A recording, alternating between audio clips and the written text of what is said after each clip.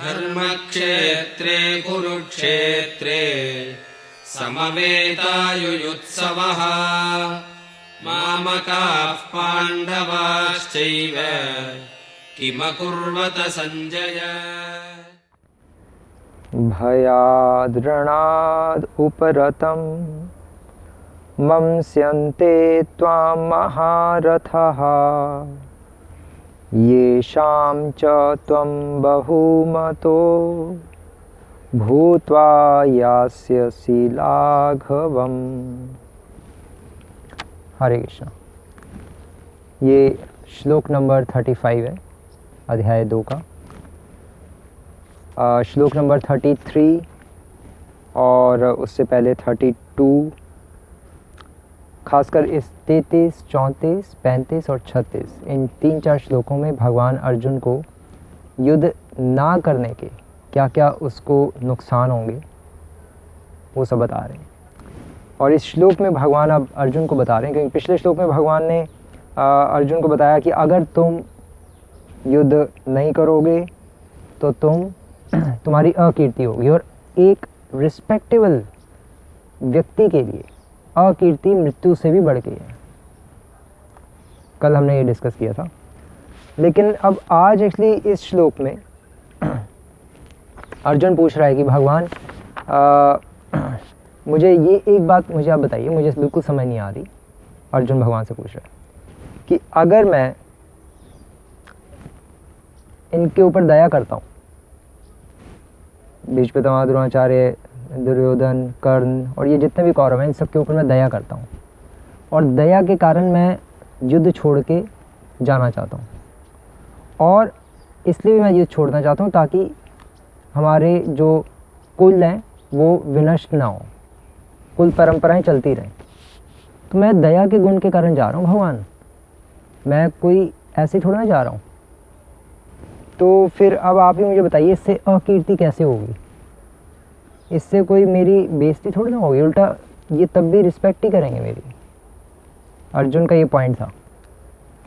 तो इसके उत्तर में भगवान कृष्ण अब अर्जुन को ये श्लोक बता रहे हैं, और क्या कह रहे हैं? भगवान कह रहे हैं भयाद रणाद उपरतम, अर्थात कि अर्जुन तुम अपनी दुनिया में जी रहे हो, ये सोचेंगे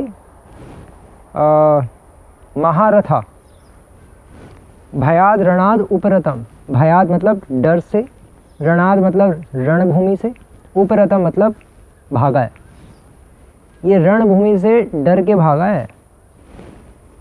ममस्यन्ते त्वाम महारथा, ममस्यन्ते मतलब ऐसा सोचेंगे, त्वाम मतलब तुम्हारे बारे में, महारथा मतलब भीम, भीम क्या कह रहा हूँ, भीष्म पितामह, द्रोणाचार्य, खासकर दुर्योधन और कर्ण और दुशासन इत्यादि जितने भी हैं, ये सभी सोचेंगे कि तुम रणभूमि से डर के भागे हो। और येषां च त्वं बहुमतो, इसके सेकंड लाइन में आ रहा है, येषां मतलब जिनके लिए, और जिनके लिए, च मतलब और येषां मतलब जिनके लिए, त्वं बहुमतो, तुम बहुमतो, मतलब हाईली एस्टीम्ड, मीन्स कि जिनके लिए तुम परम आदरणीय थे, भूत्वा यास्यसि लाघवम, आदरणीय थे भूत्वा यास्यसि लाघवम, अब तुम उनके लिए एक तुच्छ और एक घिनौने व्यक्ति बन के रह जाओगे, क्योंकि सब कहेंगे तो तुम डर के भाग गए। उनको थोड़ी ना पता है कि तुम दया के कारण भाग रहे हो, उनको कुछ लेना देना नहीं है। इसलिए तुम्हें अपने पॉइंट से माइंड निकाल दो, अपने माइंड से पॉइंट को निकाल दो, ये तो फालतू का पॉइंट है तुम्हारा। और अगर तुम समझते भी हो कि तुम्हारे जो अच्छे गुण हैं, तुम अगर अपने इन गुणों को अच्छा समझते भी हो कि मैं तो अच्छे गुणों के कारण, दैवी गुणों के कारण दया करके वापस जा रहा हूँ, इसलिए मुझे अप्रिशिएट करेंगे, तो for your kind information Arjun, इस संसार में लोग अच्छे गुणों को भी बुराई मानते हैं, अच्छे गुणों की तो बुराई की जाती है। तो तुम कौन से अच्छे गुण, अपने सो कॉल्ड अच्छे गुण दिखाना चाहते हैं? भगवान राम ने भी समुद्र देवता से प्रार्थना की, 3 दिन तक प्रार्थना की, दीनता प्रकट की, अच्छे गुण प्रकट किए, क्या सुना? समुद्र देवता ने कौन सी सुनी? फिर भगवान ने आखिरकार सीधा बाण निकाला समुद्र देवता को मारने के लिए। वो तो फिर समुद्र देवता ने माफ़ी मांग ली। तो कहने का पॉइंट ये है कि भगवान इस तरह से अर्जुन को समझा रहे हैं कि ये जो तुम दीनता और ये जो तुम दया सोच रहे हो, ये दया इनको कुछ लेना देना नहीं है। ये तो तुम्हारी बेइज्जती ही करेंगे, तुम्हारी इंसल्ट करेंगे और कुछ नहीं है। ये फालतू के पॉइंट्स तुम छोड़ दो। इस संसार के लोग गुरु को लघु समझते हैं। गुरु मतलब भारी, दैवी गुण अर्थात भारी होते हैं।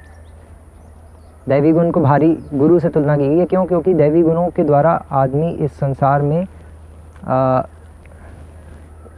सत्य को स्थापित कर पाता है। लेकिन लोग उसको लघु समझते हैं, लोग उसको लाइटली लेते हैं। तो लोगों को इनको कुछ लेना देना नहीं कौरवों को तुम्हारे इस दैवी गुणों से, तथाकथित दैवी गुणों से, जिसकी अभी ज़रूरत नहीं है। अभी तो मैं कह रहा हूँ तुम युद्ध करो बस। तो इस तरह से भगवान अर्जुन को बताना चाह रहे हैं कि अल्टीमेटली अपने ही धोखा देते हैं बाद में। इसलिए जो तुम इनको इतना सोच रहे हो, इनके ऊपर इतना कंपैशन कर रहे हो, ये ही तुम्हें बाद में क्रिटिसाइज़ करेंगे। तुम तो दया करके जा रहे हो ना, ये तुम्हें क्रिटिसाइज़ करेंगे कि भगोड़ा भाग गया। तो इस संसार में अपने ही लोग धोखा देते हैं। कई ने भी तो भगवान एग्जाम्पल तो चलो शास्त्रों में आता है, जैसे भगवान राम का एग्जाम्पल शास्त्रों में आता है, ऐसे ही कैकई का एग्जाम्पल आता है।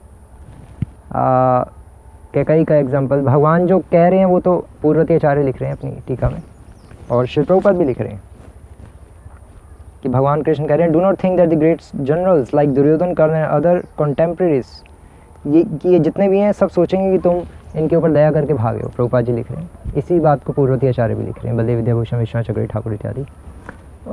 सेम चल रही हैं चीज़ें। मतलब कहने का पॉइंट ये है कि तुम तो सोच रहे हो, लेकिन अपने ही धोखा देते हैं बाद में। पॉइंट अर्जुन को ये बता रहे हैं। तुम तो इनको कंपैशन कर रहे हो, क्रिटिसाइज़ करेंगे। कैकई ने भी अपनी थी, कैकई दशरथ जी को धोखा दे दिया कि भगवान राम को भेजो वनवास और मुझे राज्य पे बिठाओ मेरे बेटे को। तो ये तुम्हारी दया है, सब बेकार है, कोई फ़ायदा नहीं है इसका भी।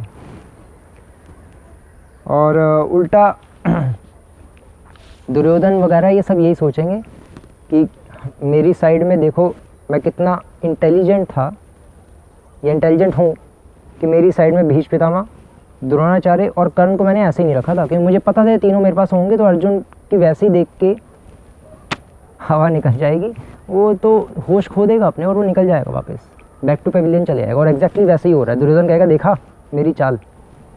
तो तुम ये अपनी जो ख्याली पुलाव दुनिया में जी रहे हो, इसको छोड़ दो इन विचारों को, और जो मैं कह रहा हूँ वो करो बस, और अपना ज़्यादा दिमाग मत लगाओ।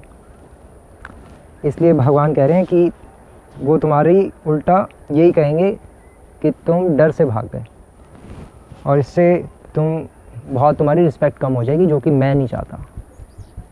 बस ये पॉइंट है इस श्लोक के द्वारा जो भगवान बताना चाह रहे हैं। हरे कृष्णा।